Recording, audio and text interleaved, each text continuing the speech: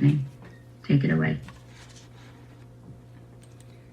Thank you, Catherine. Thank everybody who showed up here to support me. Special acknowledgement here to Kathy, who's over there in the corner. I love you, sweetheart. It's good to be here. My name is Howard Eber. I see her, I forget everything. My name is Howard Eber. I am an alcoholic. I picked this. I've always been fascinated by some of the things that we say in these rooms, and we just kind of take it for granted and don't really put much thought into what does it mean, why are we saying it. Well, let me just kind of give a background here, and I believe that there are three kinds of literature. There's fiction, nonfiction, and there's reference material, text material. Fiction is just what it says, fictitious work, science fiction, fantasy, science fantasy. Nonfiction is true stories, histories, biographies, like I said, true stories. And then there are textbooks, reference books. Textbooks are designed to teach us something. A textbook is designed to convey information from the mind of the teacher to the mind of the student through the written word. And when you think about that, it is critically important that we understand the meaning of the words that the author or the teacher has chosen. If we are not clear, if we're not certain on what those terms mean, we are going to get the wrong impressions. We're not going to get the right answers. And the other thing about a textbook is it must be read sequentially. This is not a book where you can go to chapter 10 and 3 and 2. You can't walk into a first grade math class and have a teacher hand you a book for mathematics and say, turn to page chapter 4 on long division, and tomorrow we want you to have answered all of the questions in there. Chances are they're not going to be able to do that, because chapter 1 is on addition, how to add, and chapter 2 is subtraction, which is the reversal of addition. Chapter 3 is multiplication, which is just a higher level of addition. And then, if you have gone through those 3 chapters, you are ready to approach chapter 4, which is long division. That doesn't by any means mean that you are ready for it, but technically, you've done the backup. You've done the background material.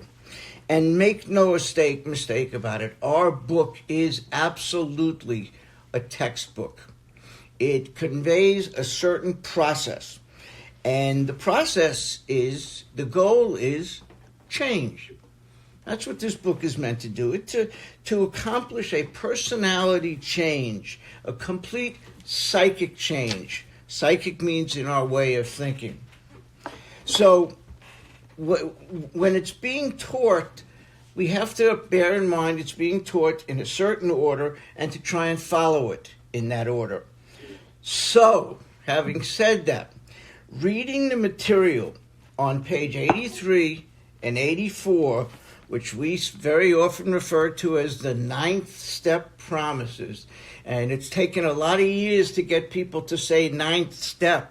For years, it would drive me crazy because people would say, let's read the promises, as if they're the only promises. Well, baby steps. We're now at least calling them the 9th step promises.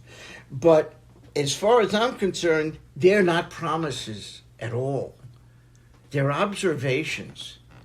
They're telling me of what my life is like, having joined this spirit of the fellowship. We've entered the world of the spirit. We're in this 4th dimension. But going back, when we take that out of context and read it at the beginning or end of a meeting, it means something entirely different than what it means when we read it after having done the first 82 pages of work. It comes as a sequence after 82. When we tear it out of the book, it means something else. And for years, I heard it read at meetings, and I thought, gee, if I just put a buck in the basket and I show up here for an hour or so each week, I'll have those things? Economic freedom? Somebody's going to somehow pay my bills?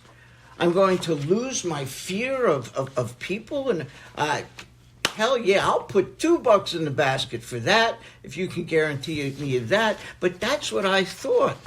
And the fact that at the same meeting, we can read how it works. A great example of how no one pays attention to that is think of how many times you're at a discussion meeting where they read that at the beginning of the meeting, and during the meeting, 2 or 3 people throw in during their share, I don't know how it works, I just know it does. Well, if you were listening, you'd know how it works. And if you put the two together, and nobody ever did that either.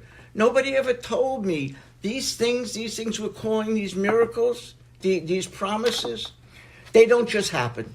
You just don't walk in here and get handed those things. They happen as the result of doing the work that we just explained and outlined in how it works. Would it kill us to add a couple of sentences of connective tissue between those two things so we can let people know that one thing is definitely contingent and based on the other, that one without the other is just an amusing list of things? It doesn't mean anything. So what I want to do is, by the time I have gotten through my 9th step, certain things have happened in my life. And I'm going to start to put up a couple of things to share here. And any of the things I do put up, any of these screenshots, if you want copies of it, just after the meeting, send an email to thebigbookstudy@aol.com. It's what I have right here next to my name, thebigbookstudy@aol.com, and ask for the Bedevilments and promises information, and I'll send it to you. But here's the point. If I have done the work of the first 9 steps, I've noticed certain things. I've gotten right spiritually with God. Steps 1, 2, and 3 get me right with God. I get the right order of things. I thought for 24 years in recovery, God was my errand boy. I was supposed to wake up every morning, get on my knees, and tell God the things I need him to do, to recite the shopping list. And at the end of the day, I still had a copy of my list. I don't know what he did with his. I think he loses it every day, because at the end of the day, when I go through my list, God, what are you thinking? Because none of this stuff is getting done. But I'm a fair, open guy. We'll try again tomorrow morning. So I give him his shopping list tomorrow. And for 24 years, we had that relationship, that God was my errand boy, and I was always disappointed that nothing was getting done. But thank God for the chapter We Agnostics, because it taught me that I didn't have to do that. But I got right in the first of our 3 dimensions spiritually. In the first 3 steps, I recognized that I am not here to give orders. I am here to take orders. That my job is to serve, to try and do as God would have me do, not to tell him what I would have him do. So I get right in the first 3 steps. In the 4th, 5th, 6th, and 7th step, I get right in the mental dimension. I get right up here. I get straight in my thinking. And as a result of work in steps 8 and 9, I get right with you, with the world and everything in it. I've made peace. Perhaps the first time in my life, after working these steps, I am healthy. Spiritually, mentally, and physically. I am in harmony in those first 3 basic dimensions of life. And I know there are some people who think there are 2 dimensions, and I'd be glad to debate that anytime, anywhere, but this isn't the time or the place for it. I believe, and the book is to me, very clear, there are 3 basic dimensions of life. the spiritual, the mental, and the physical. And if I've worked those steps and I am in harmony spiritually, mentally, and physically, I am functioning in what Bill calls the fourth dimension of existence, which is the harmonious blend of the spiritual, the mental, and the physical. And having done a lot of work to get here, I'm not ready to go backwards. So Bill has given me a roadmap, a prescription for continued spiritual growth, for relapse prevention in the 10th, 11th, and 12th step. And we don't really have that much time to get into it today, but I just wanted to kind of set the stage here for what happens after the 9th step. When we get to page 83 and 89, these are the things that will have transpired in our life. But let me get rid of this for a moment and go back. I think that by the time I said as we get to these steps, our life has changed profoundly. Profoundly. These are not subtle adjustments in our lives. Things have changed profoundly. And in order for me to get an idea, a good idea of just how much my life has changed, I need a starting point. I need a control point against which I can plot my progress. And that point, it seems to be, to me, is very clearly outlined on the top of page 51. And I hope you have your book here, because we may go through, you'll need the book to go through this. On page 51, Bill states that and where we are, perspective is always important to me, where we are in context. We have taken the first 2 steps. By the time we get to page 51, we've taken those first 2 steps. We have not taken the 3rd step yet, and we certainly haven't implemented our plan of action. Where we are is after the first 2 steps, we've, quote, put the plug in the jug, and we're looking at our life. Well, I'm one of those people who thought that all I had to do was stop drinking, to stop using, and everything would automatically fall into place. That I didn't have to do that much more. And Bill knew that. Bill knew that people like us, we don't have drinking problems. We certainly don't by the time we get to page 51. We have sobriety problems. That once the drink is removed, and it says on the top of page 51, leaving aside the drink question, so we've put it aside, we're not worried about drinking right now, they tell why life is so unsatisfactory. I'm going to read you something from A New Pair of Glasses, and if you don't have this book, shame on you, go out and get it. I think aside from the big book, this is one of the most important books that we have, Chuck Chamberlain's Pair of Glasses. But he addresses at the beginning of this book exactly what I'm talking about. He says, the most baffling characteristic of alcoholism, and if you have the book, I'm reading the preface, Roman numeral page 8. I know that certain people, maybe my friend Bert is here, who always wants to know the page number. Well, it's Roman numeral 8. If you live in the Naugatuck Valley, that's VAIII. We didn't learn that much in the Valley. But in any case, he says the most baffling question about characteristic of alcoholism, both to the alcoholic and to those who must deal with them, is the paradox in which the conflict of sober reality eventually becomes completely untenable, leading to the return to alcohol and drugs for relief. Scientists who study alcoholics have stated that the patient may get to the point in sobriety where he actually must drink to preserve his sanity. How's that? That we get to the point where we're not drinking, but we haven't really arrived at a sufficient substitute, and he's suggesting that we actually have to drink to preserve our sanity because we don't have anything else to keep us sane. So what I want to do is we'll turn over a page from there to page 53, where Bill outlines, Bill tells us this is what our life is like. He makes a statement that life is unsatisfactory after drinking. So he lays out what I call symptoms of a spiritual malady. I know a lot of people call it the bedevilments. To me, they are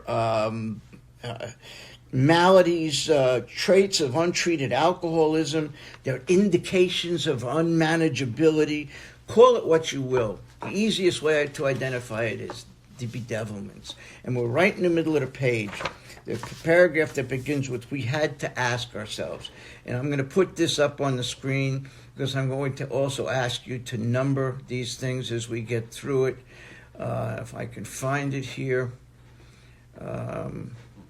Give me a second. And we're looking for this. Okay. All right, you can't see that yet, so I'm going to have to reinsert it here. Okay. Now, what I've done here, besides numbered these bedevilments, is I've broken them down into the 3 dimensions that they are affecting. But if we go through it, the paragraph begins with, we had to ask ourselves why we shouldn't apply to our human problems the same readiness to change our point of view. Here are the bedevilments. Here is what our life looks like on page 53 with only the first 2 steps in our pocket, in a sense.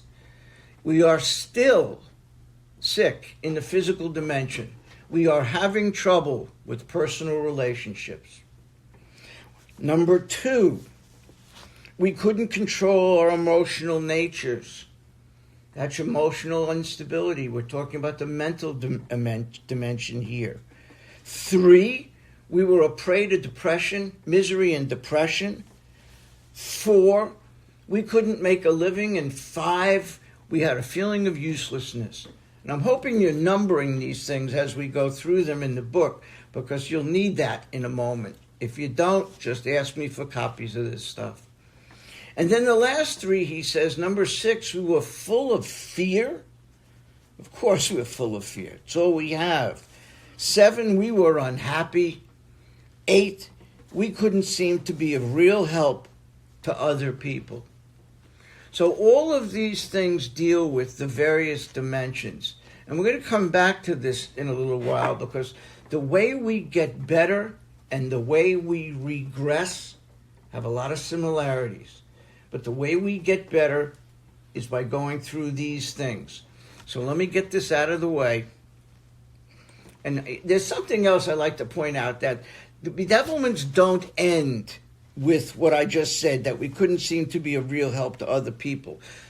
There's a question that Bill asks after that I think is critical that we answer before we go past the end of that paragraph.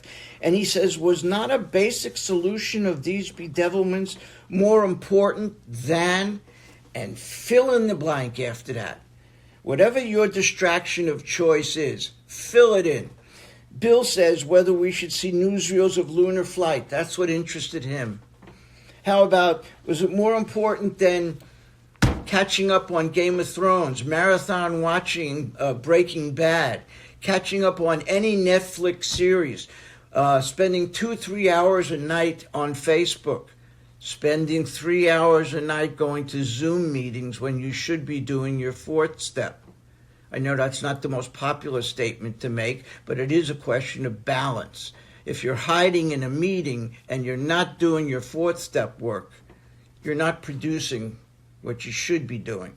So in any case, he's just saying whatever your distraction of your choice is, it'll be here. When you finish this work, it'll be here. If you've paid too much attention to that work, the window of opportunity that you have is closing quickly. And whether you realize it or not, we all have a window of opportunity in the beginning. And that window of opportunity is, when is the obsession going to return? Because it will. Guaranteed, that obsession to use will come back unless we do something about our thinking process. because it's our thinking process that leads us to drink. And if we haven't changed our thinking process, the action of drinking is going to come back. So we have a limited amount of time here. Nobody knows when that's going to happen, when that window is going to slam shut. So my suggestion is get busy fast. Get busy, stay busy, get other people busy. But those of our bedevilments. What I want to do is now go back to the promises on page 83. So, on the bottom of page 83, we're going to number these promises, observations. I keep calling them promises, they're not. And please don't let the randomness of these numbers throw you. It'll make sense in a couple of minutes. But we're going to number them, but they're going to be out of order for the time being. And again, I just want to point out that what we're doing here on 83 and 84 is we are looking at what our life is like after doing the 30 pages of work between page 52 and 82. There's 30 pages of work there, probably the most critical pages of work in the book. It's only a tiny segment, but it contains the 4th, 5th, 6th, 7th, 8th, and 9th step. And if we have done those steps and we haven't changed, we missed something. We better get back quickly and do it again. Sit down with your sponsor and figure out what you missed. But this is what our life should look like in the 4th dimension. We have entered the world of the spirit. We're in this little bus driving through the 4th dimension, and we're looking out the windows, and we're noticing certain things about our life. And this is what we're noticing. Bottom of the page. If we're painstaking about this phase of our development, we'll be amazed before we're halfway through. And incidentally, this phase of our development is the amends phase. We're not talking about the whole process, because if we're halfway through the whole process, that's step 6. Basic math taught me that. 12 divided by 2 is 6. But that's not what we're talking about. We're talking about being more than halfway through the work in the 8th and the 9th step. And remember, Bill says we commence this way of living, 10, 11, and 12, as we clean up the past, 8 and 9. So we've done a lot of work. We're doing more work. Here's what we're noticing. First one, number 7. We were going to know a new freedom and a new happiness. We will not regret the past nor wish to shut the door on it. That's all number 7. Number 2. We will comprehend the word serenity and we will know peace. Does that promise me serenity and peace? No, it doesn't, does it? It promises me that I will know serenity and I will know peace. I will understand serenity and I will know peace. I have friends and relatives in my life that I could say, I know about them. I understand those people, but they're not with me 24/7. So peace and serenity is not going to be with us 24/7. It'll be there as much as we want it to be, but the point of the promise is we have experienced it. I never did before. Number 8, no matter how far down the scale we've gone, we'll see how our experience can benefit others. Number 5, that feeling of uselessness and self-pity will disappear. I've underlined will disappear because that's an important point. Number 1, we will lose interest in selfish things and gain interest in our fellows. Self-seeking will slip away. It doesn't say it'll vanish. It doesn't say it'll evaporate. It says it will slip away. And the point of slipping away means it can slip right back in too. That's why we have 10, 11, and 12. To keep these things current. Okay, continuing. Number 3, Our whole attitude and outlook upon life will change. Number 4, fear of people and of economic insecurity will leave us. Does that promise me economic security? No, it does not. It promised me that I will be free of the fear of economic security. That God will take care of me. That if I do the right thing and I live my life the right way, God will provide. God will take care of these things. 6, we will intuitively know how to handle situations which used to baffle us. And finally, we will suddenly realize that God is doing for us what we could not do for ourselves. What a wonderful, wonderful feeling. I'm going to put up another screen here so you can tie these two things together. Now let me get it so you can see it. For some reason, we're always one step away from that. Here's the other handout. We're comparing the bedevilments to these promises. So on the left-hand side of the page, let's say as we approach, after we have the second step, as we approach step 3, we're having trouble with personal relationships. As we approach steps 10, 11, and 12, after we've finished or halfway through the 8th and the 9th step, we'll notice that we're losing interest in selfish things and gaining interest in our fellows. Self-seeking will slip away.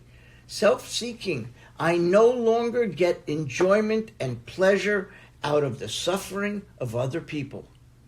I used to love to cause other people misery. That's what self-seeking was to me. I'm doing something to hurt you so I could feel better. I no longer get any satisfaction from that. Number 2, we couldn't control our emotional natures, and after step 8, we will comprehend the word serenity and we will know peace.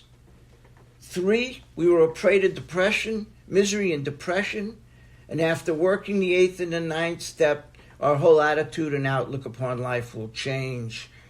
4, we couldn't make a living. After doing the work, that feeling of uselessness and self-pity will disappear. Number 6, we are full of fear. After doing this work, we will intuitively know how to handle situations which used to baffle us. We have replaced that fear with faith. We've replaced the fear with courage. We're not filled with fear. We may experience it, but we now have a process for dealing with it. 7, we were unhappy. As a result of doing this work, we're going to know a new freedom and a new happiness. We will not regret the past nor wish to shut the door on it. 8, we couldn't seem to be of real help to other people. And after doing this work, we realize that no matter how far down the scale we've gone, we will see how our experience can benefit others. And I'm not talking about that 3 a.m. bar stool, solving the problems of the world, benefiting others, telling everybody how to solve all of their problems, drunk at 3 o'clock in the morning. That's not what we're talking about. We couldn't seem to be of real help to other people. We'll see how our experience can benefit others. My phone actually rings from time to time where people seek out my advice. That is the strangest thing that's ever happened to me. I spent most of my life trying to achieve some degree of legitimacy. Nobody ever paid attention. Now people actually ask me my opinion on things. I don't know how that stuff happens, but it happens as a result of doing this work. So, let me just go back here briefly and wrap this up. On page 64, Bill makes a statement. He says, when the spiritual malady is overcome, we straighten out mentally and physically. Now, I mentioned before, and I'm going to put this up again, that when we, quote, got better, we first dealt with the spiritual dimension, right? He says when the spiritual malady is overcome, we straighten out mentally and then physically. So it starts with the spiritual dimension. The way I know I'm starting to come apart spiritually, the first warning sign I have is I start to have trouble with you people. I start to have trouble with my personal relationships. All of a sudden, that criticism tendency is back. I'm taking everybody's inventory. I'm making jokes and taking people down in my head all over the place. I start to have trouble with personal relationships. First warning sign. Because I got better spiritually, mentally, and physically, I will relapse physically, mentally, and spiritually. I'll have trouble with my personal relationships. And then I'm going to realize that I can no longer control my emotional natures. I'm full of misery and depression, and I couldn't make a living, and so on and so forth. And I just want to read one last thing, just for the hell of it. Do I have about another 2, 3, 4 minutes? Yeah? Okay. I want to read to you something that I always like to do for fun. Let me get it here for you.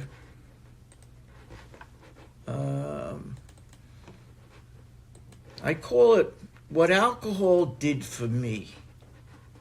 What alcohol did for me when it was still my friend, before it turned against me. I'm going to go back to those days when I was younger, when alcohol and drugs were my friends. This is the way alcohol used to make me feel. And let me blow it up a little bit because it may be hard to read. But whenever I took a drink of alcohol, I knew a new freedom and a new happiness. I'm taking these promises and applying them to our disease. Whenever I took a drink of alcohol, I didn't regret the past nor wish to shut the door on it. Whenever I took a drink of alcohol, I'd comprehend the word serenity and know peace.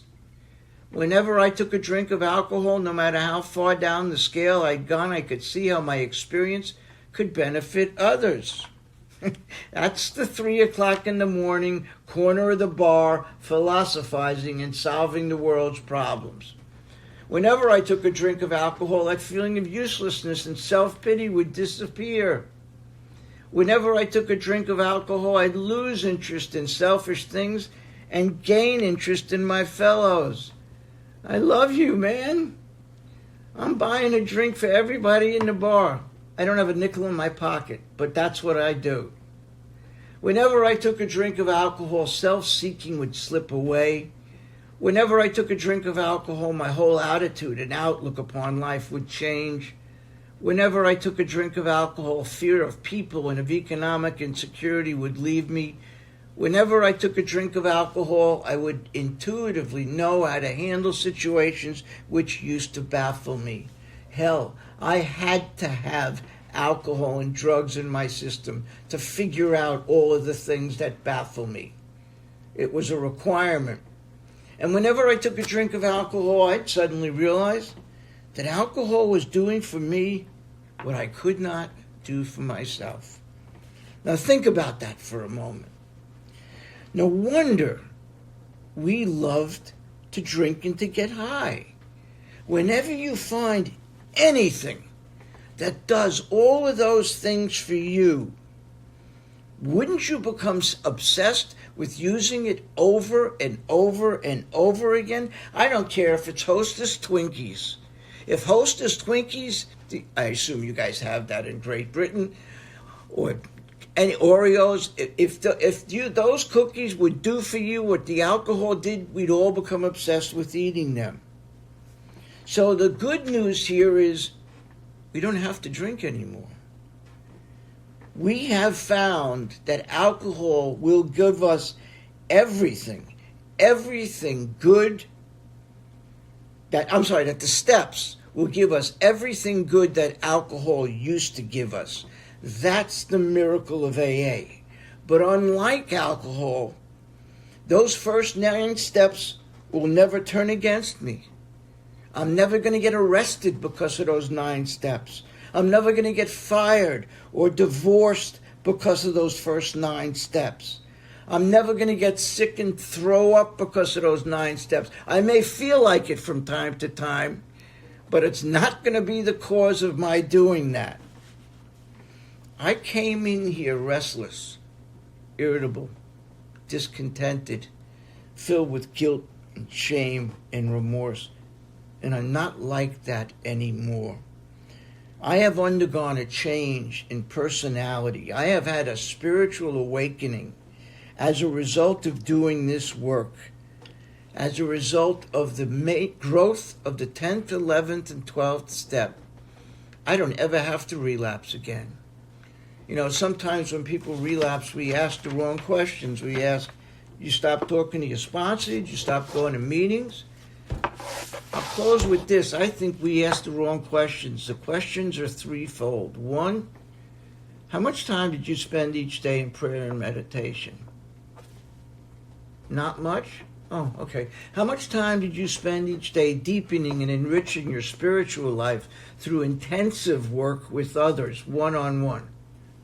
I'm sorry, what was that? No? None? Oh, okay. How much time did you spend each day in inventory? Huh? Speak up. What was that? None? Oh, okay. Then guess what? You were bound to relapse. It was only a question of when. If we don't do those things on a daily basis, 10, 11, and 12, we are going to start having problems with personal relationships immediately. And it's a slippery slope from there on. Thank you for having me. God bless you all.